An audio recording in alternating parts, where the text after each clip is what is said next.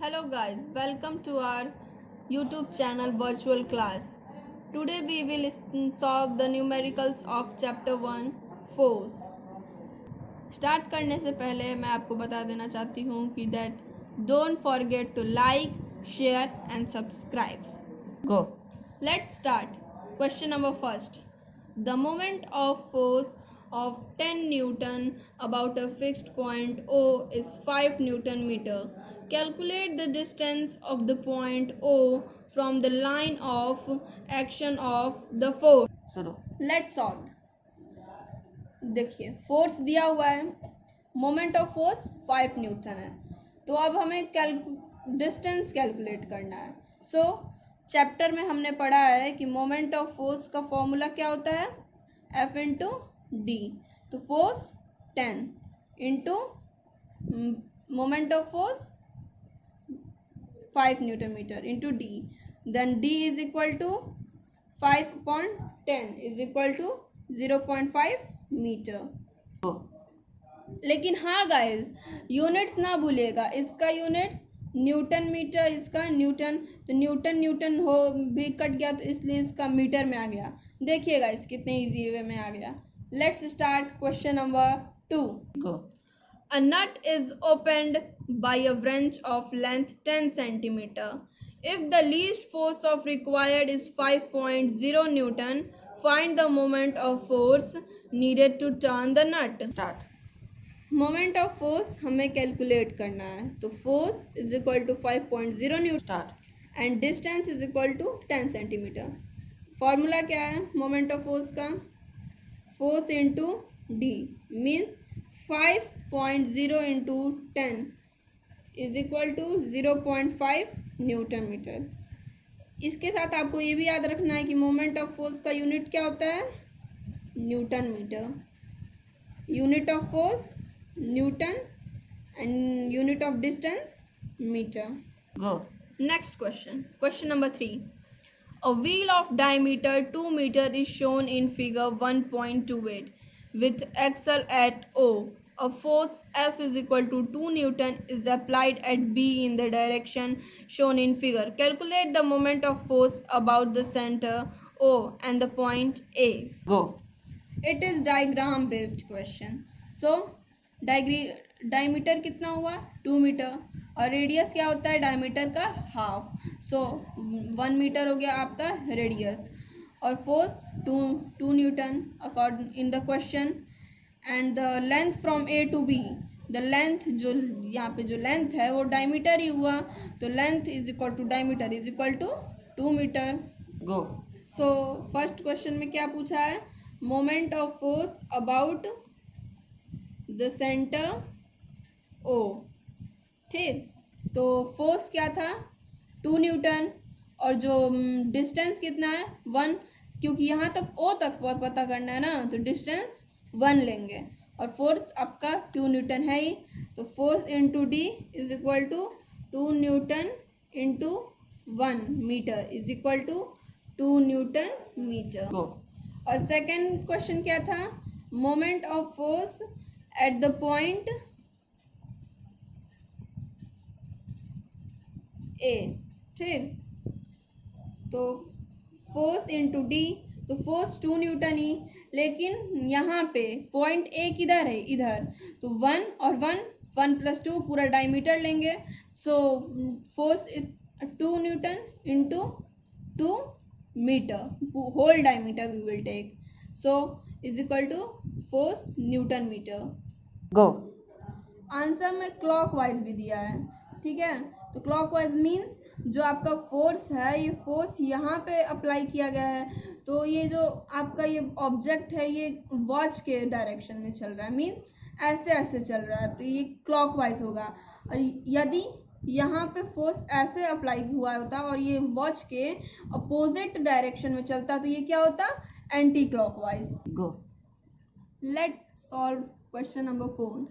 The diagram in figure 1.29 shows two forces F1 is equal to 5 Newton and F2 is equal to 3 Newton acting at points A and B of a rod pivoted at a point O such that OA is equal to 2 meter and OB is equal to 4 meter.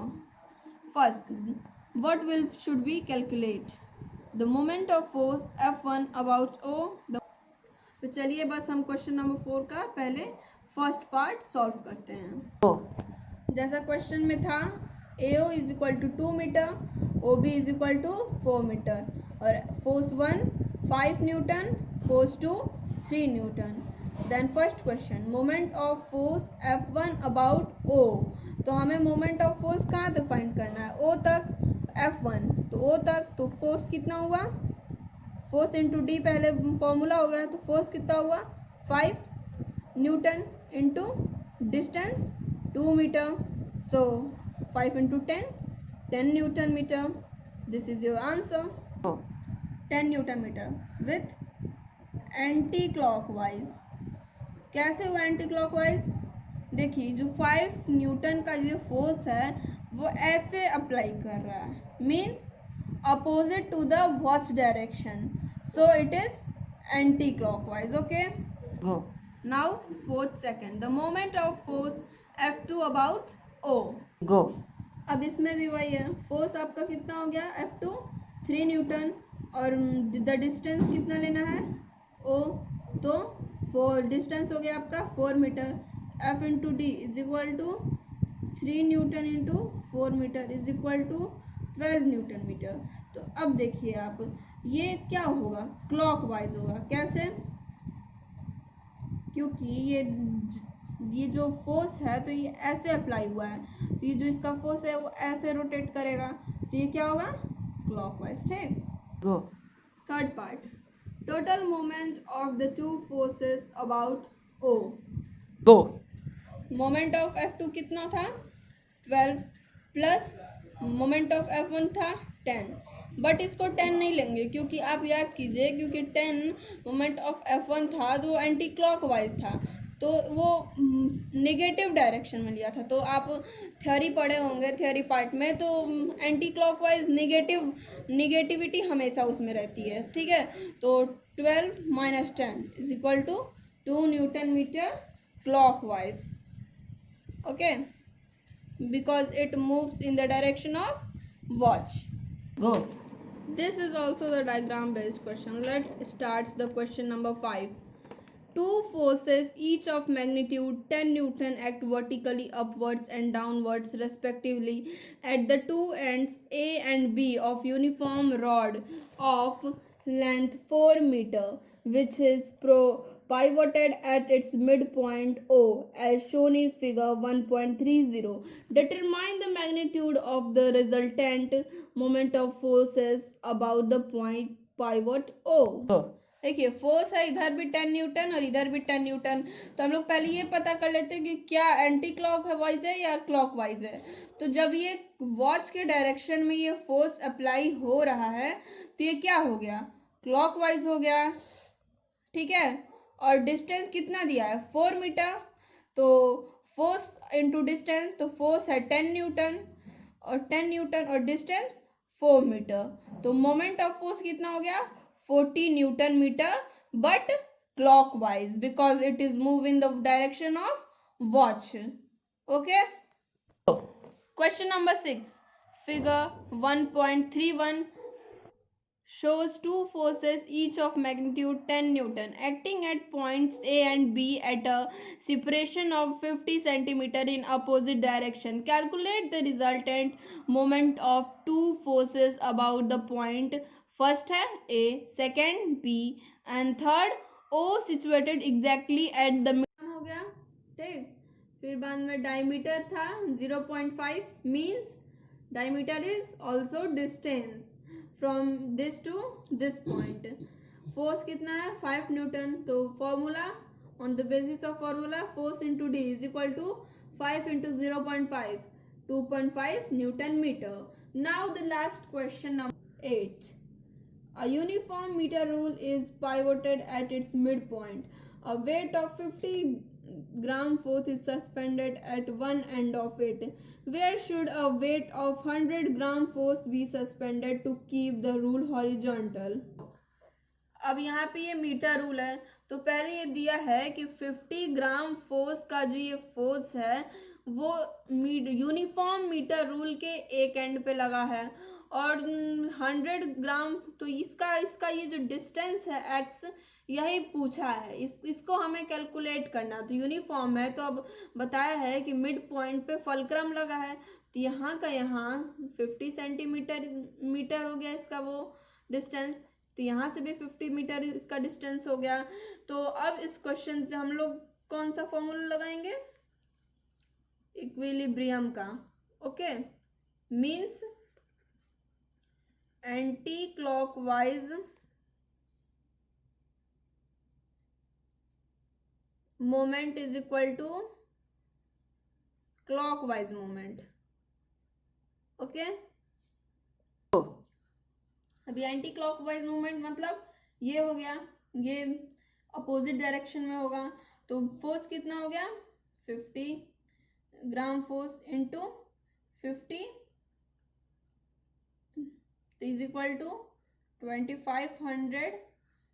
अब clockwise moment क्या हो गया? ये तो 100 into x is equal to 100x, तो 2500 is equal to 100x, then x is equal to 2500 upon 100 is equal to 25 centimetre.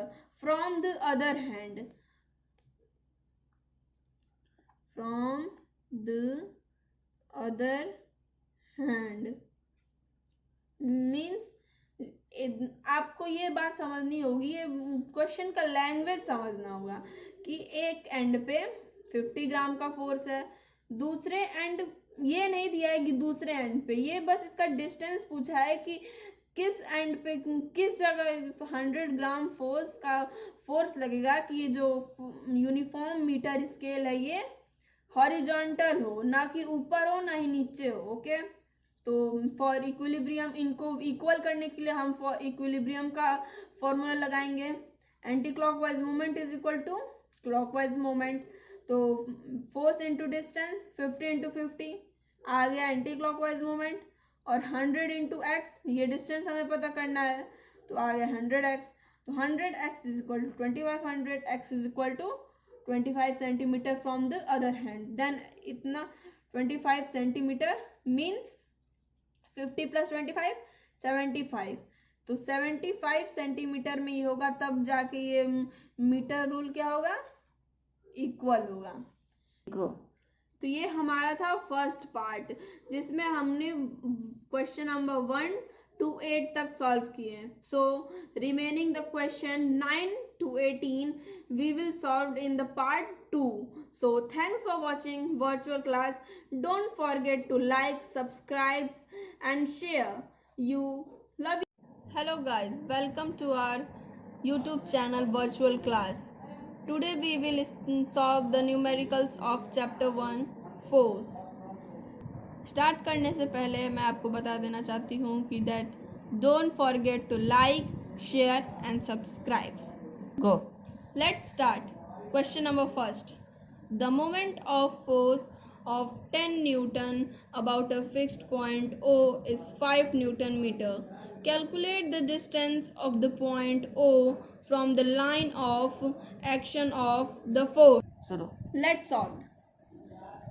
देखिए, force दिया हुआ है, मोमेंट ऑफ फोर्स 5 न्यूटन है, तो अब हमें डिस्टेंस कैलकुलेट करना है। सो चैप्टर में हमने पढ़ा है कि मोमेंट ऑफ फोर्स का फॉर्मूला क्या होता है? F इंटू डी, तो force 10 into moment of force 5 newton metre into D, then D is equal to 5/10 is equal to 0.5 metre. लेकिन हाँ गाइस, यूनिट्स ना भूलिएगा, इसका यूनिट्स न्यूटन मीटर, इसका न्यूटन, तो न्यूटन हो भी कट गया, तो इसलिए इसका मीटर में आ गया। देखिएगा इस कितने इजी वे में आ गया। Let's start question number 2। A nut is opened by a wrench of length 10 centimeter. If the least force of required is 5.0 Newton, find the moment of force needed to turn the nut. Start. Moment of force हमें calculate करना है, तो force is equal to 5.0 newton. And distance is equal to 10 centimetre. Formula क्या है moment of force का? Force into D means 5.0 into 10 is equal to 0.5 newton metre. इसके साथ आपको ये भी याद रखना है कि मोमेंट ऑफ फोर्स का यूनिट क्या होता है? Newton metre. Unit of force newton and unit of distance metre. Go. Next question. Question number 3. A wheel of diameter 2 meter is shown in figure 1.28 with axle at O. A force F is equal to 2 Newton is applied at B in the direction shown in figure. Calculate the moment of force about the center O and the point A. Go. It is diagram based question. So diameter कितना हुआ? 2 metre और radius क्या होता है diameter का? Half. सो 1 metre हो गया आपका रेडियस और force 2 newton according in the question. And the length from A to B, the length जो यहाँ पे जो लेंथ है वो डायमीटर ही हुआ, तो length is equal to diameter is equal to 2 metre. Go. So first question में क्या पूछा है? Moment of force about the centre O. ठीक, तो फोर्स क्या था? 2 न्यूटन और जो डिस्टेंस कितना है? 1, क्योंकि यहाँ तक ओ तक पता करना है ना, तो डिस्टेंस 1 लेंगे और फोर्स आपका 2 न्यूटन है ही, तो force into D is equal to 2 newton into 1 metre is equal to 2 newton metre. Go. और सेकेंड क्वेश्चन क्या था? Moment of force at the point A. ठीक, तो फोर्स इंटू डी, तो फोर्स 2 न्यूटन ही, लेकिन यहाँ पे पॉइंट ए किधर है? इधर, तो 1 और 1 प्लस 2 पूरा डायमीटर लेंगे, so force 2 newton into 2 metre, whole diameter we will take, so is equal to force newton metre. Go. Answer में क्लॉकवाइज भी दिया है। ठीक है, तो क्लॉकवाइज मीन्स जो आपका फोर्स है ये फोर्स यहाँ पे अप्लाई किया गया है, तो ये जो आपका ये ऑब्जेक्ट है ये वॉच के डायरेक्शन में चल रहा है, मीन्स ऐसे ऐसे चल रहा है, तो ये क्लॉकवाइज होगा। और यदि यहाँ पे फोर्स ऐसे अप्लाई हुआ होता और ये वॉच के अपोजिट डायरेक्शन में चलता तो ये क्या होता? Anti clockwise. Go. Let's solve question number 4. The diagram in figure 1.29 shows two forces F1 is equal to 5 Newton and F2 is equal to 3 Newton acting at points A and B of a rod pivoted at a point O such that OA is equal to 2 meter and OB is equal to 4 meter. First, what should we calculate? The moment of force F1 about O. तो चलिए बस हम question number 4 का पहले first part solve करते हैं। Go. जैसा question में था AO is equal to 2 metre, OB is equal to 4 metre और force 1 5 newton, force 2 3 newton. Then first question, moment of force F1 about O, तो हमें मोमेंट ऑफ फोर्स कहाँ तक फाइंड करना है? O तक, F1 तो O तक, तो फोर्स कितना हुआ? फोर्स इंटू डी पहले फॉर्मूला हो गया, तो फोर्स कितना हुआ? 5 newton into distance 2 metre, so 5 into 10 newton metre. This is your answer, Go. 10 newton metre with anti clockwise. कैसे हुआ एंटी क्लॉकवाइज? देखिए जो 5 न्यूटन का जो फोर्स है वो ऐसे अप्लाई कर रहा है, means opposite to the watch direction, so it is anti-clockwise. Okay, Go. now fourth second, the moment of force F2 about O. Go. अब इसमें भी वही है, फोर्स आपका कितना हो गया? F2 3 न्यूटन और द डिस्टेंस कितना लेना है? O, तो 4 डिस्टेंस हो गया आपका 4 metre. F into D is equal to 3 newton into 4 metre is equal to 12 newton metre. तो अब देखिए आप ये क्या होगा? क्लॉकवाइज होगा। कैसे? क्योंकि ये जो फोर्स है तो ये ऐसे अप्लाई हुआ है, तो ये जो इसका फोर्स है वो ऐसे रोटेट करेगा, तो ये क्या होगा, क्लॉकवाइज। ठीक, go. Third part, total moment of the two forces about O. Go. Moment of F2 कितना था, 12 प्लस मोमेंट ऑफ F1 था 10, बट इसको 10 नहीं लेंगे क्योंकि आप याद कीजिए, क्योंकि 10 मोमेंट ऑफ F1 था तो एंटी क्लॉकवाइज था, तो वो नेगेटिव डायरेक्शन में लिया था। तो आप थ्योरी पढ़े होंगे थ्योरी पार्ट में, तो एंटी क्लॉकवाइज निगेटिविटी हमेशा उसमें रहती है। ठीक है, तो 12 minus 10 is equal to 2 newton metre clockwise. Okay, because it moves in the direction of watch. Go. This is also the diagram based question. Let's start the question number 5. Two forces each of magnitude 10 Newton act vertically upwards and downwards respectively at the two ends A and B of uniform rod of length 4 meter, which is pivoted at its midpoint O as shown in figure 1.30. Determine the magnitude of the resultant moment of forces about the point pivot O. देखिए force है इधर भी 10 newton और इधर भी 10 Newton, तो हम लोग पहले ये पता कर लेते हैं कि क्या एंटी क्लॉक वाइज है या क्लॉक वाइज है। तो जब ये वॉच के डायरेक्शन में ये फोर्स अप्लाई हो रहा है तो ये क्या हो गया, क्लॉक वाइज हो गया। ठीक है, और डिस्टेंस कितना दिया है 4 मीटर, तो फोर्स इंटू डिस्टेंस, तो फोर्स है 10 न्यूटन और 10 न्यूटन और डिस्टेंस 4 मीटर, तो मोमेंट ऑफ फोर्स कितना हो गया 40 newton metre, but clockwise because it is move in the direction of watch. Okay, question number 6, figure 1.31 shows two forces each of magnitude 10 Newton acting at points A and B at a separation of 50 centimeter in opposite direction. Calculate the resultant moment of two forces about the point. First है A, second B and third O situated exactly at the हो गया। ठीक, फिर बाद में diameter था 0.5 means diameter is also distance from this to this point. Force कितना है 5 न्यूटन, तो formula on the basis of formula force into D is equal to 5 into 0.5 2.5 newton metre. Now the last question number 8, a uniform meter rule is pivoted at its midpoint.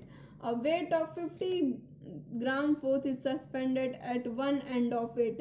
Where should a weight of 100 gram force be suspended to keep the rule horizontal? अब यहाँ पे ये metre rule है, तो पहले ये दिया है कि 50 ग्राम फोर्स का जो ये फोर्स है वो यूनिफॉर्म मीटर रूल के एक एंड पे लगा है, और 100 ग्राम, तो इसका ये जो डिस्टेंस है x यही पूछा है, इसको हमें कैलकुलेट करना। तो यूनिफॉर्म है तो अब बताया है कि मिड पॉइंट पे फलक्रम लगा है, तो यहाँ का यहाँ 50 सेंटीमीटर हो गया इसका वो डिस्टेंस, तो यहाँ से भी 50 मीटर इसका डिस्टेंस हो गया। तो अब इस क्वेश्चन से हम लोग कौन सा फॉर्मूला लगाएंगे, इक्विलिब्रियम का। Okay, means anti clockwise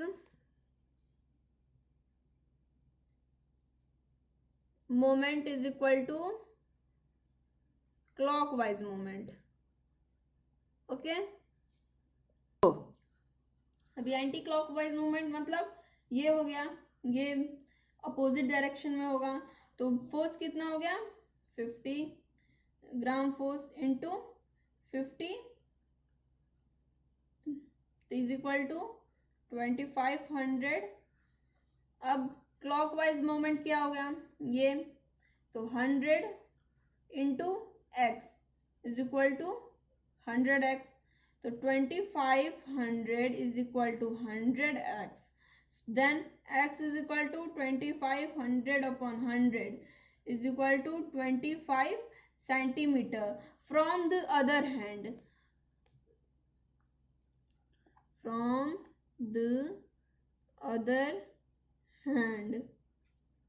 means आपको ये बात समझनी होगी, ये क्वेश्चन का लैंग्वेज समझना होगा कि एक एंड पे 50 ग्राम का फोर्स है, दूसरे एंड ये नहीं दिया है कि दूसरे एंड पे, ये बस इसका डिस्टेंस पूछा है कि किस एंड पे किस जगह 100 ग्राम फोर्स लगेगा कि ये जो यूनिफॉर्म मीटर स्केल है ये हॉरिजॉन्टल हो, ना कि ऊपर हो ना ही नीचे हो। ओके, तो फॉर इक्विलिब्रियम इनको इक्वल करने के लिए हम फॉर इक्विलिब्रियम का फॉर्मूला लगाएंगे।